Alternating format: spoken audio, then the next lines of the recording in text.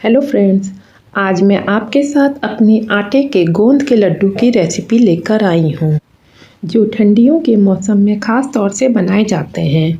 और हमारी तरफ तो मकर संक्रांति में ये लड्डू ज़रूर बनाए जाते हैं। बस एक छोटी सी ट्रिक से ये लड्डू सर्दियों में भी सॉफ्ट बने रहेंगे।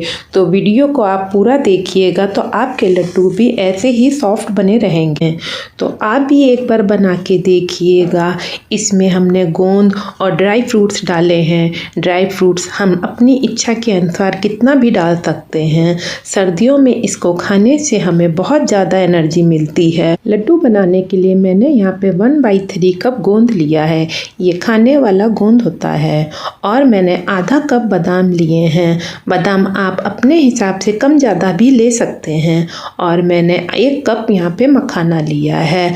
मखाना डालने से गोंद के लड्डू का टेस्ट बहुत अच्छा आता है।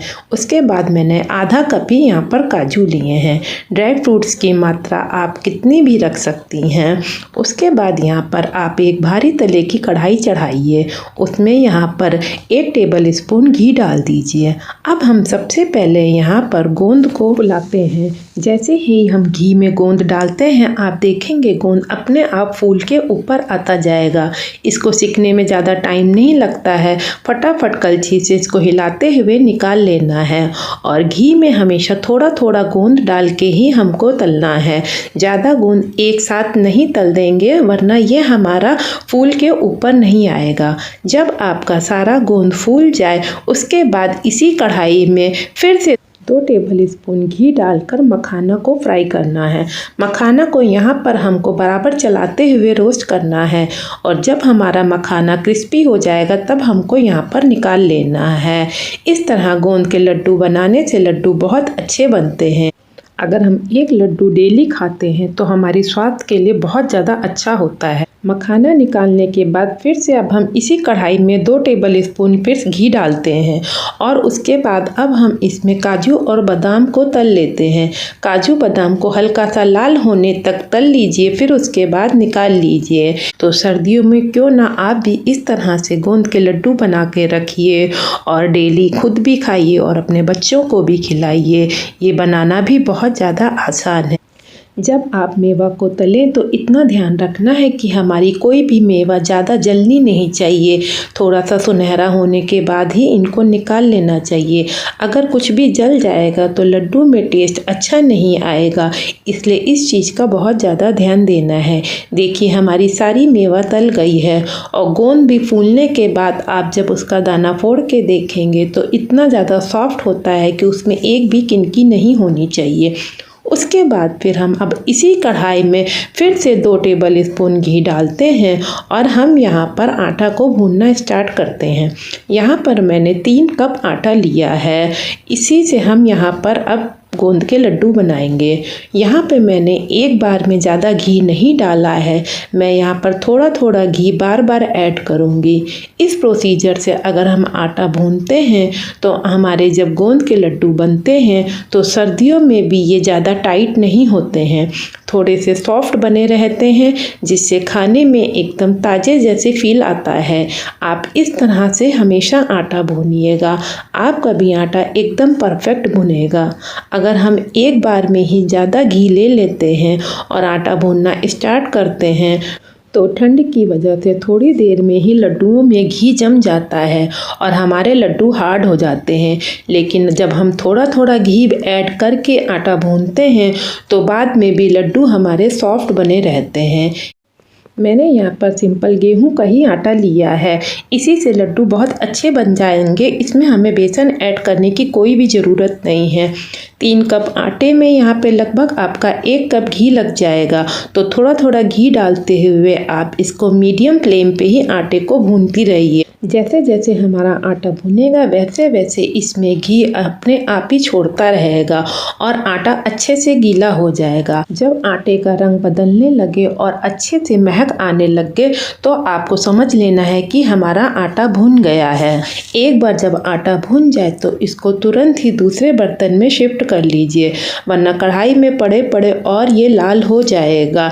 इसलिए इसको ठंडा करने के लिए एक बड़ी परात में निकाल लीजिए। जब तक आटा ठंडा हो रहा है तब तक हम अपने ड्राई फ्रूट्स को पीस लेते हैं। पहले हम यहाँ पर मखाना को पीस लेते हैं, फिर इसको किसी बर्तन में निकालने के बाद अब हम इसी में काजू और बादाम को पीस लेते हैं। काजू और बादाम को हमें यहाँ पर बहुत महीन नहीं करना है, बस 1 से 2 बार चलाना है और इनको निकाल लेना है।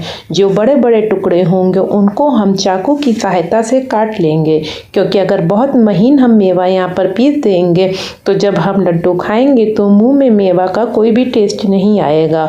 गोंद को और मखाना को यहाँ पर हम महीन कर सकते हैं, इसलिए गोंद और मखाना को आप महीन करके निकाल लीजिए और काजू और बादाम के जो भी मोटे टुकड़े हैं आप उनको चाकू की सहायता से काट लीजिए। एक बार जब मेवा तैयार हो जाएगी, जब तक हमारा आटा भी ठंडा हो जाएगा। लड्डू को कभी भी एकदम गरम गरम नहीं बांधना चाहिए, ना बहुत ज़्यादा ठंडा ना बहुत ज़्यादा गर्म आटा होना चाहिए। इतना होना चाहिए कि हम इसको आराम से टच कर सकें। उसके बाद हम इसमें अपनी सारी ड्राई फ्रूट्स मिला देते हैं। मखाना, गोंद, काजू और बादाम सब कुछ डालते हुए इसको आप अच्छे से मिला लीजिए। यहाँ पर मैंने बूरा का इस्तेमाल किया है। लड्डू में बूरा बहुत ज़्यादा अच्छी लगती है, इससे लड्डू हमारे बहुत अच्छे बनते हैं। तो यहाँ पर मैंने 3 कप आटा लिया था, तो मैंने 3 कप ही बूरा ली है। 2 कप इसमें मैंने पहले मिला दिया है। उसके बाद मैं यहाँ पर आटे में अच्छे से मिक्स कर रही हूँ। उसके बाद थोड़ा थोड़ा डालते हुए मैं यहाँ पे तीसरा कप ऐड करूँगी। 3 कप में 3 कप का ही रेशियो सही बैठता है, क्योंकि थोड़ा सा इसमें ड्राई फ्रूट्स भी पड़ गया है। अगर आपको कम मीठा या ज़्यादा मीठा खाना है तो अपने हिसाब से बूरा चीनी को आप कम ज़्यादा भी कर सकते हैं, लेकिन यहाँ पे मेरे बिल्कुल परफेक्ट बने थे, तो इस हिसाब से आप मिलाते हुए इसको अच्छे से मिक्स कर लीजिए। थोड़ा थोड़ा यहाँ पर आटा गर्म होता है तो अच्छे से ये मिक्स हो जाते हैं और हमारे लड्डू बहुत ही अच्छे से बंधने लगते हैं। आप इस तरह से एक बार लड्डू बनाइएगा, आपके भी लड्डू बहुत अच्छे बनेंगे। बस ये हल्के से गर्म ही हैं और आप अच्छे से इनको हाथों से मिक्स करते हुए लड्डू बांध लीजिए। आपको यहाँ पे जितने बड़े लड्डू चाहिए आप उतने बड़े लड्डू बांध लीजिए। अगर आपका यहाँ पर आटा ठंडा होने लगे तो आप इसको हल्का सा गरम कढ़ाई में ही वापस रख लीजिए। आटा पूरी तरह से ठंडा होने से पहले ही हमें लड्डू बांध लेने हैं, क्योंकि अगर एक बार बहुत ज़्यादा ठंडा हो जाएगा तो लड्डू आराम से नहीं बंधते हैं। देखिए यहाँ पे कितने अच्छे गोल गोल लड्डू बनकर तैयार हो रहे हैं। ये लड्डू सच में खाने में बहुत ज़्यादा टेस्टी लगते हैं। आप सर्दियों में बना के रख लीजिए। आप इसको आराम से 1 से 2 महीना स्टोर करके रख सकते हैं। ये बिल्कुल भी ख़राब नहीं होते हैं। और अगर इस ट्रिक से घी आप डालेंगे तो आपके लड्डू बाद में भी सॉफ्ट बने रहेंगे, बहुत ज़्यादा ये हार्ड नहीं होते हैं, वरना सर्दियों में घी जम जाने से हमारे लड्डू हार्ड हो जाते हैं और खाने में मज़ा नहीं आता है। तो अगर अभी तक आप इस ट्रिक से नहीं बनाते थे तो इस ट्रिक से बना के देखिए लड्डू बनाने में बहुत ज़्यादा समय नहीं लगता है। थोड़ी सी ही मेहनत से ये लड्डू बहुत अच्छे बन जाते हैं।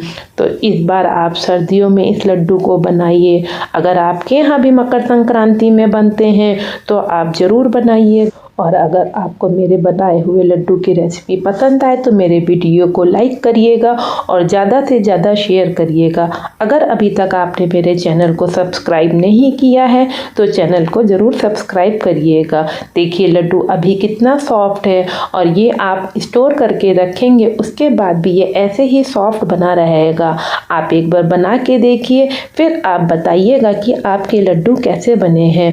मैंने इससे पहले अपने बेसन के लड्डू की भी रेसिपी शेयर करी थी, जिसे आप सबने बहुत पसंद किया था। और जाते जाते मेरे वीडियो को ज़्यादा से ज़्यादा शेयर करिएगा। Thank you.